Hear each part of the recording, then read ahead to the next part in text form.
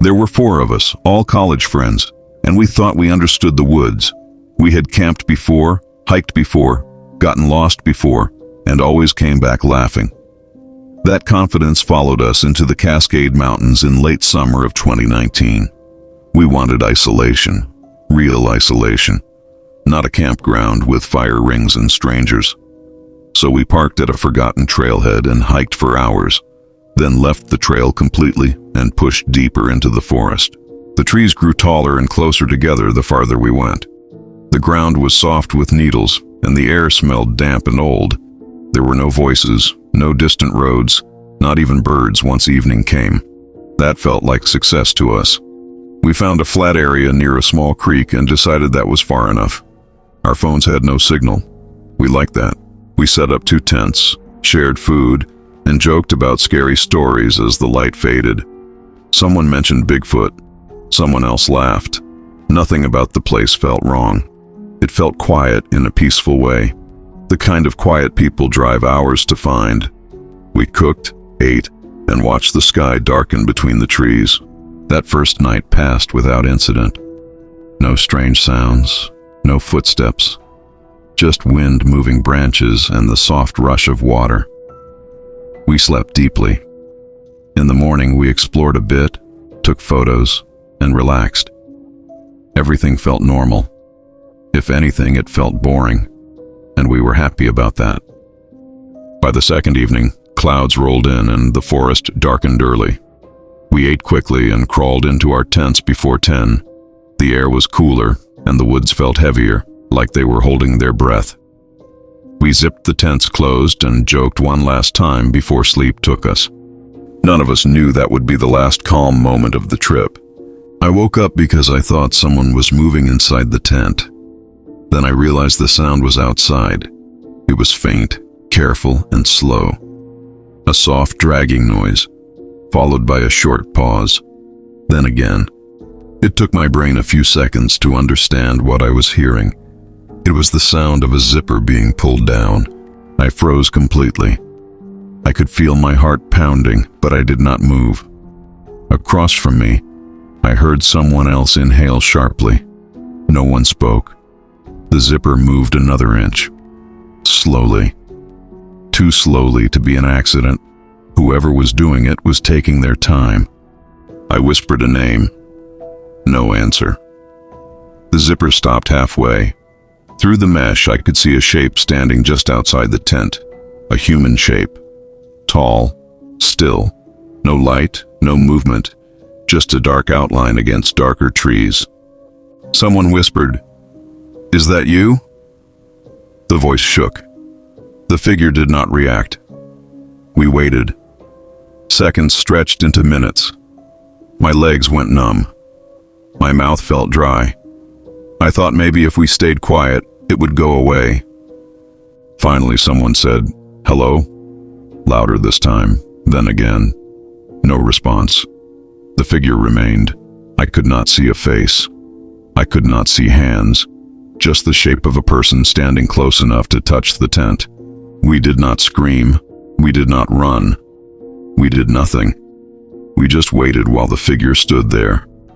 10 minutes passed, maybe more. It felt endless. Then, without warning, the shape turned and walked away. No rush, no sound, just gone. We did not sleep after that. The hours before sunrise were the longest I have ever experienced. None of us left the tent. None of us spoke above a whisper. Every sound made us tense. A branch snapping felt like footsteps. Wind felt like breathing. We kept checking our watches, waiting for light. We argued quietly about what to do. One person wanted to leave immediately, even in the dark. Another said that was how people get lost or hurt. In the end, fear of the forest at night won. We agreed to wait until morning. When the sky finally began to lighten, it felt unreal. The forest looked the same as before, but something had changed for us. We stepped out slowly, expecting to see someone standing there. No one was there. That is when we saw the footprints. Boot prints surrounded our campsite. Not just a few. Dozens. They circled both tents again and again, pressing into the soft ground. Whoever it was had walked around us while we slept, slowly, carefully, watching. We followed the tracks, keeping close together. About 200 yards away, the forest opened into a small clearing. The ground was disturbed. There was a fire pit with cold ash, no tent, no backpack, no trash, just more boot prints pacing back and forth. It looked like someone had been there for a long time, waiting. Near the edge of the clearing stood a tall tree with pale bark. At first, I did not notice anything strange about it. Then one of my friends pointed and said nothing. I walked closer. Carved into the bark were tally marks, straight lines grouped in sets of 5, dozens of them. Some were deep and old, others looked fresh. They ran up and down the trunk at eye level. Careful, deliberate, counted. None of us could think of a reason for them. They were not random, they were not decoration, they were records. We did not stay long. We did not touch anything. We walked back to camp quickly, packed our gear without speaking, and left the area. No jokes, no photos, no looking back. The hike out felt longer than the hike in. Every sound behind us felt close. We did not stop until we reached the car. Only then did we breathe normally again. We reported everything to the park rangers. The tent, the figure, the second campsite, the tally marks. They listened quietly. They did not seem surprised. One ranger told us there had been occasional reports in that area. People feeling watched. Strange campsites. Someone standing just outside the tree line. They called it a watcher. No one had ever been caught. No one had ever been identified. We asked what the tally marks meant. The ranger did not answer. Years have passed since that night. We still talk about it sometimes. Not often. It is not the fear that stays with me the most. It is the patience. Someone was out there, alone, deep in the mountains, watching others sleep.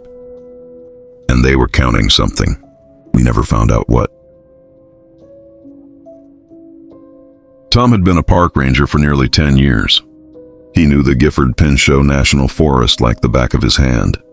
He had walked its trails in every season, rain, snow, fog, even heavy winds that tore through the trees. But nothing about this October evening felt normal. The sun had set an hour ago. Shadows stretched long between the trunks, and the mist curled like fingers around the moss-covered ground.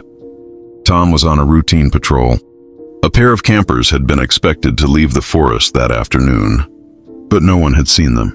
Usually people just stayed a night longer or got lost on a side trail. Still, it was his job to check. He drove slowly on the narrow dirt road, listening to the forest. An owl hooted in the distance. Leaves rustled under the tires. Occasionally he glimpsed deer or small animals darting away. Everything seemed normal. Then he heard it. A scream. It was sharp, high-pitched, and filled with pure terror.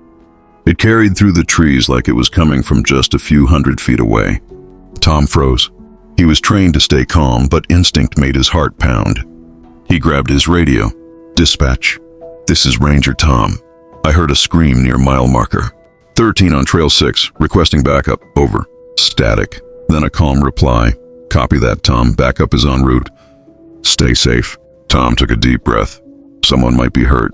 He left the truck on the side of the road and moved on foot, flashlight in hand. The mist made everything look blurry, shapes dancing just beyond the beam. His boots cracked against the dry leaves. The scream came again, longer this time. Tom's stomach turned. It sounded closer. But when he tried to locate it, the sound seemed to jump, like it was everywhere at once. The forest had grown quiet. No birds, no insects. Even the wind seemed to have stopped. Tom paused. Every nerve in his body told him something was wrong. He kept walking, each step heavier than the last. His flashlight flicked over trees, roots, and rocks. He tried to stay rational. Someone was out there. They needed help. That was all. The scream changed. It slowed down, deepened, and lost something human.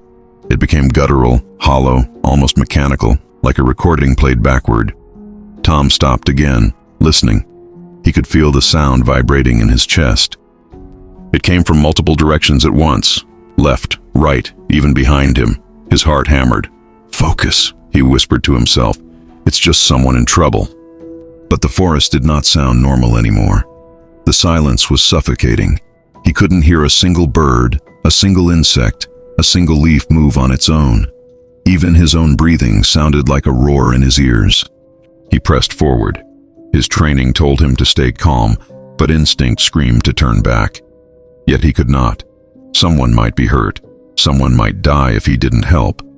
As he neared the source of the scream, the mist thickened. The trees grew closer together, their branches intertwining like fingers. Shapes appeared in the fog, rocks, roots, fallen trees, but none of them made sense. Shadows seemed to move, even though nothing was there. He stumbled on a root, cursing under his breath.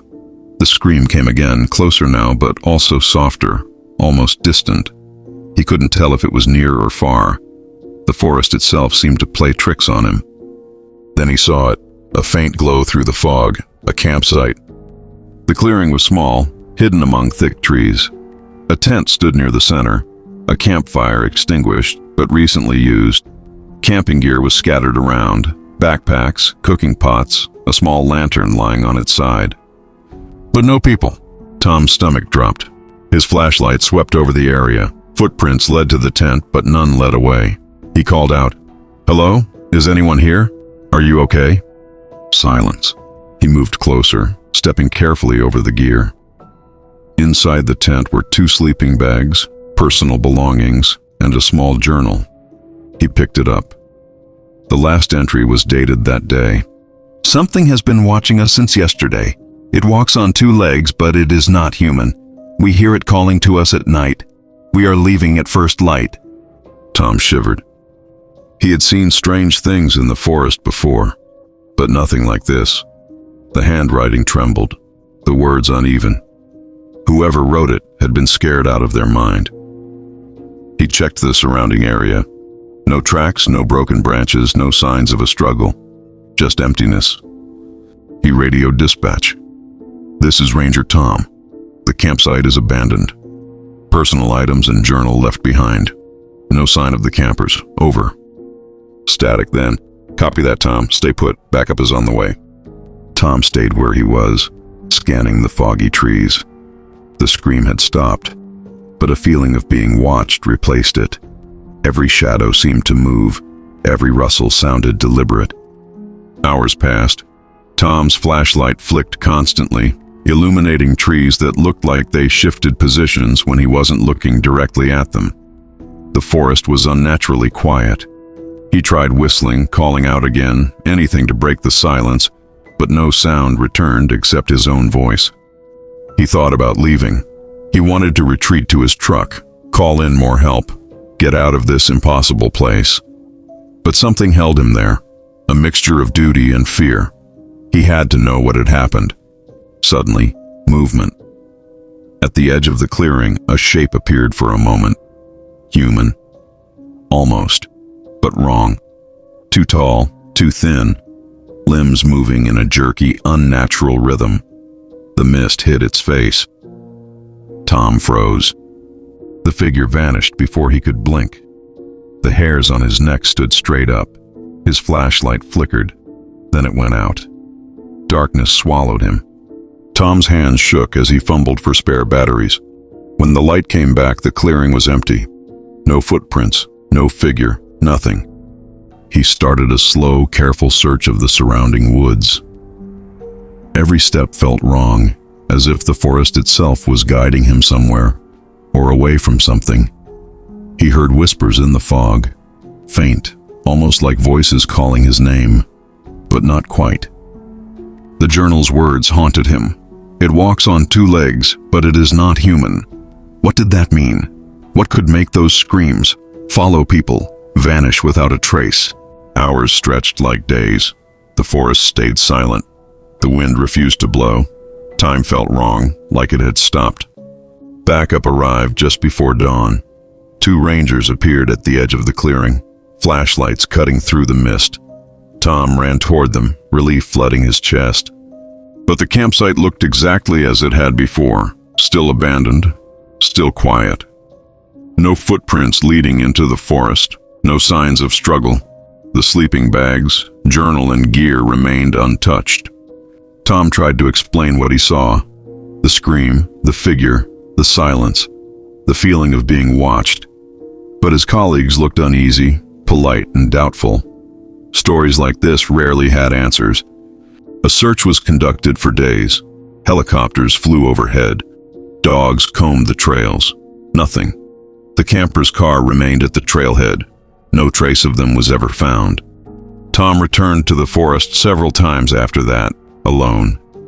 Each visit made him feel uneasy. Sometimes he heard something, a distant scream, muffled and strange. Sometimes a figure appeared at the edge of his vision, moving like a shadow but vanishing when he looked directly. He kept the journal in his locker at the ranger station, though he never read it again. Its words haunted him enough. He often wakes at night, heart racing, hearing that scream echoing in his mind. He tells himself it was fear, exhaustion, or imagination, but deep down he knows the forest hides something no human has ever seen. Something patient, something that watches, and something that calls. Every October, when the wind picks up and the mist curls through the trees, Tom hears it again. The scream that started it all, echoing through the dark, empty forest. He does not know if the campers are still alive, if they are gone forever, or if they became something else entirely. But he knows one thing. The forest remembers, and it waits. And the screaming never truly ends. Marcus loved being alone in the mountains. In 2018, he planned a 7-day solo hike through the Appalachian Wilderness in West Virginia. He wanted silence, space, and time away from people. His phone had no signal after the first day, and that was fine with him. He trusted maps, his instincts, and his experience. By the fourth day, Marcus had not seen another hiker, ranger, or camper. The trails were old and lightly used. Trees closed in tightly around the paths, and fog often clung to the ground in the mornings. The forest felt heavy, like it was always watching. That afternoon, Marcus found a small valley with a narrow stream running through it. The sound of water was calming. Flat ground made it perfect for camping. He set up his tent before sunset and gathered wood for a fire. Everything felt normal, quiet, and safe. As he finished setting up camp, Marcus noticed something odd. Near his tent, a rock had been moved. Under it was a folded piece of paper. He was sure it had not been there before. The paper was old and damp, yellowed by time and water, but the writing on it was clear, written carefully by hand. It said, "Join us tonight. Follow the red marks on the trees." Marcus felt a chill. He looked around his campsite. No footprints, no broken branches, no sounds. He had been alone for days. Someone had been close enough to his tent to leave this note without him noticing. He told himself it was probably a prank, though it made no sense out here. Still, the feeling of being watched stayed with him as the light slowly faded from the valley. As the sun began to set, Marcus cooked a simple dinner over the fire. He tried to act normal, but his eyes kept drifting to the trees. Shadows stretched long and dark between the trunks. That was when he noticed the red marks. They were not there before. Small lines of red paint appeared on the trees, leading away from his camp and deeper into the forest. Each mark was fresh, bright, and deliberate. They were spaced evenly, like someone wanted them to be followed. Marcus stood up slowly. He walked to the nearest tree and touched the mark. The paint was still wet. His heart began to race. This was no old trail marking. Someone had done this recently, very recently. He considered following the marks. Curiosity pulled at him hard, but fear pulled harder. Marcus decided he would not leave his camp after dark. He returned to the fire, sat down, and took his knife from his pack. He kept it in his hand. Night fell quickly in the valley. The forest grew silent in a way that felt unnatural. No insects, no wind. Even the stream seemed quieter. Marcus stared into the fire, trying to stay calm. He told himself that morning would come soon. Whatever this was, he could leave then. But the forest had other plans. Around midnight, Marcus heard it. At first, it sounded like wind moving through trees. Then he realized it was voices. Singing. Multiple voices, men and women together, coming from the direction of the red marks. The words were English, but the melody was wrong. It rose and fell in slow, looping patterns that made Marcus feel dizzy. The singing stopped suddenly. Then came laughter, soft at first, then louder. It sounded joyful, like a celebration. Someone clapped, someone shouted happily.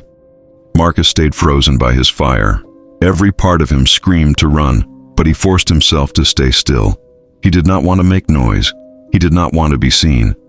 The singing started again. This time it was closer. Hours passed like this, singing, laughter, silence, then singing again. The sounds drifted through the trees, never coming fully into view, never fading completely. Marcus did not sleep. His fire burned low, but he was afraid to add more wood. He sat there, gripping his knife, waiting for dawn, praying that whatever was out there would leave. When the first light of morning finally touched the valley, the forest went completely silent. As soon as the sun was fully up, Marcus packed his gear fast. He did not eat, he did not rest. He wanted to leave immediately. But before he did, curiosity returned. He told himself he would only follow the red marks for a minute. Just to see. Just to understand. He walked carefully, following the painted trees. After only a few minutes, the forest opened into a massive clearing. Marcus stopped breathing. In the center of the clearing was a large circle of stones, arranged like seats around a blackened fire pit. The remains of a huge bonfire lay cold and gray in the middle. Around the fire pit were tents. Dozens of them. Old tents, new tents, canvas tents, modern nylon tents. Some were torn and faded, others looked almost unused.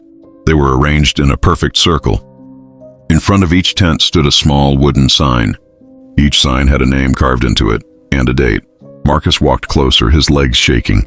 The dates ranged from 1987 to 2017, 30 years, dozens of names.